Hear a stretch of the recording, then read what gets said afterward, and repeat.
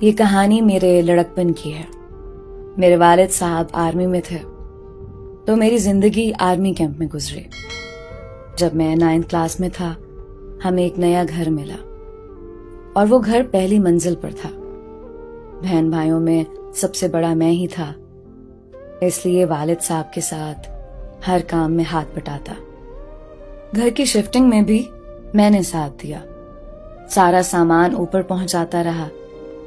جب میں نے پہلا بکسا اٹھایا اور سیڑھیوں پر چڑھا تو میں نے دیکھا کہ ہمارے گھر کے بالکل سامنے ایک گھر تھا جو کہ ایک منزلہ عمارت تھی۔ اس کے صحن میں ایک نوجوان لڑکی اپنے بالوں سے پونی اتار رہی تھی۔ وہ بے حد خوبصورت اور نفیس لگ رہی تھی۔ اس نے بھی میری طرف دیکھا اور چونک گئی۔ میں بھی شرمیلا سا تھا، مجھے دیکھ کے فوراً وہاں سے بھاگ گئی۔ وہ ایک پردہ دار فیملی سے تھی۔ جیسے ہی اس کے والد کو علم ہوا کہ سامنے والے گھر میں کچھ لوگ شفٹ ہوئے ہیں، انہوں نے فوراً پردہ لگوا دیا۔ اگلے 1-2 ماہ تک وہ مجھے نظر نہ آئی۔ گرمی بھی بہت زیادہ تھی۔ میں سوچتا رہا کہ شاید وہ اس گھر کی کوئی مہمان ہوگی، اس لیے دوبارہ نظر ہی نہیں آئی۔ پھر موسم بدلا اور سردی آ گئی۔ میں بھی میٹرک میں آ گیا تھا۔ ایک دن تو میری خوشی کی انتہا نہ تھی جب میں نے اس کو صحن میں دھوپ میں بیٹھے دیکھا۔ وہ دھوپ سیک رہی تھی۔ اب مجھے پتا چل گیا کہ وہ اسی گھر کی بیٹی ہے۔ میری کلاس 2nd ٹائم ہوتی تھی اور میں اسکول 1 بجے جاتا تھا۔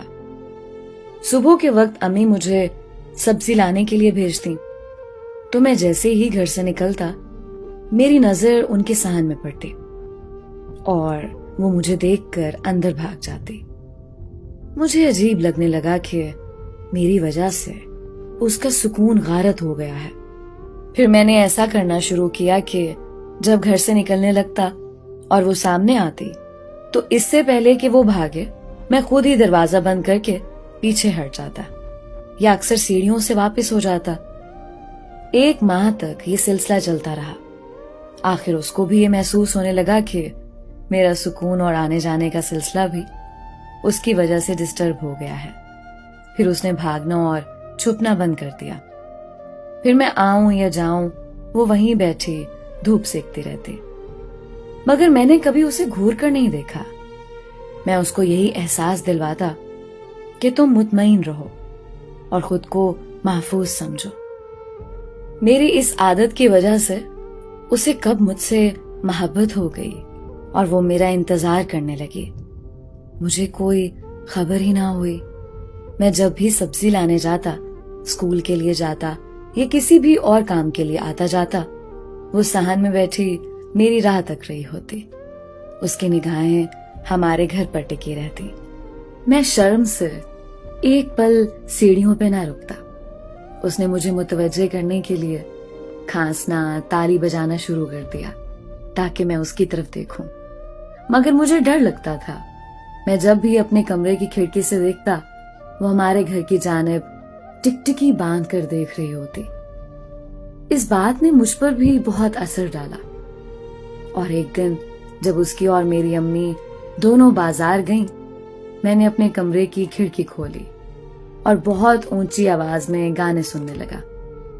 مجھے ابھی بھی یاد ہے کہ میں نے اپنا پسندیدہ گانا کسی کے عشق میں خود کو مٹا لوں ہو نہیں سکتا لگا دیا اور ساتھ ہی اس کو مسکرا کر دیکھنے بھی لگا۔ یہ میری طرف سے پہلا رسپانس تھا اسے، اور اس پر اس کے چہرے پر جو خوشی آئی وہ آج بھی یاد ہے مجھے۔ اس کا وہ خوشی اور شرمیلا سا چہرہ میری آنکھوں سے کبھی نہیں ہٹا۔ کچھ وقت کے بعد امی واپس آ گئیں۔ امی نے مجھے باہر سے کچھ لانے کو بھیجا۔ جیسے ہی میں گھر سے باہر نکلا وہ اپنے دروازے سے باہر نکلی اور میرا نام لے کر آئی لو یو بول کر گھر چلی گئی۔ یہ الفاظ میں نے اپنے لیے زندگی میں پہلی بار کسی لڑکی کے منہ سے سنے تھے۔ مجھ پر ایسا اثر چھوڑ گئے کہ اس وقت میری جو حالت ہوئی وہ میں الفاظ میں بیان نہیں کر سکتا۔ گھر کے پاس ہی ایک گراؤنڈ تھا، میں وہاں جا کر لیٹ گیا اور سوچنے لگا کہ یہ میرے ساتھ کیا ہو رہا ہے. اس کے بعد اسکول گیا اور وہاں اپنے بیسٹ فرینڈ کو بتایا کہ مجھے لڑکی نے یہ الفاظ بولے. دوست بہت خوش ہوا اور مجھ سے ٹریٹ لی. اسکول سے واپسی کے بعد میں تقریباً 7 بجے گھر آ کر لیٹ گیا، لیکن رات 2 بجے تک مجھے نیند نہیں آئی. میں نے بڑی کوشش کی مگر میری بے چینی بڑھتی گئی. میں سوچتا رہا کہ مجھے اب کیا کرنا چاہیے. صبح ہوئی تو میں اٹھ کر باہر دروازے پر آیا اور وہ بھی مجھے سیڑھیوں سے اترتا دیکھ رہی تھی اور فوراً سے اپنے گیٹ پر آئی. میں نے بہت ہچکچاہٹ کے ساتھ اسے آئی لو یو ٹو بولا اور شرماتا ہوا فوراً باہر چلا گیا. میں بہت خوش تھا اور یہ الفاظ سننے کے بعد اس کی خوشی بھی عیاں تھی. میری بے چینی اس طرح بڑھتا ہی گیا. اب مجھے نہ تو پوری رات نیند آتی نہ ہی بھوک لگتی. میں اسکول بھی بہت لیٹ جانے لگا. روز نئے نئے گانے سنتا. جوانی کا نیا عشق جو سوار تھا سر پر، روزانہ ایک دوسرے کو دیکھنا شروع کر دیا اور محبت میں اضافہ ہوتا گیا. اس ٹائم ہمارے پاس فون تو تھا نہیں کہ ایک دوسرے سے بات کرتے، تو بس ایک دوسرے کو دیکھ کر اشاروں میں بات کر کے گزارا ہوتا رہتا. ایک دن اس نے مجھے گھر کی بیک سائڈ پر بلایا اور باتیں کرنے لگی. اس نے مجھ سے شکوہ کیا کہ تم بہت کم نظر آتے ہو، میری آنکھوں کے سامنے رہا کرو نا. میں نے بھی وعدہ کیا کہ اب تمہیں ضرور نظر آؤں گا. ہائے، وہ ملاقات ہماری پہلی اور آخری ملاقات تھی. جس طرح سے ہم ایک دوسرے سے شرما رہے تھے اور ایک دوسرے کو اپنی آنکھوں کے ذریعے ایک دوسرے کی اہمیت اور پیار جتا رہے تھے. اس کے بعد ہماری محبت میں اضافہ ہوتا چلا گیا. میرا کھانا پینا، نیند، اسکول چھوٹ گیا. میری حالت بہت عجیب ہو گئی. میری والدہ بہت پریشان تھیں کہ آخر مجھے ہوا کیا ہے. ایک دن انہوں نے مجھے بٹھا کر پوچھ ہی لیا. میں نے بھی ڈرتے ڈرتے ان کو بتا ہی دیا کہ مجھے پیار ہو گیا ہے. میری والدہ غصہ کرنے کی بجائے بہت سمجھداری کے ساتھ ہنستے ہوئے بولیں، اچھا تو پیار کا بخار چڑھا ہے میرے بیٹے کو. میں بھی کہوں کہ نہ نزلہ نہ بخار، آخر وجہ کیا ہے کہ جناب کی حالت خراب ہے؟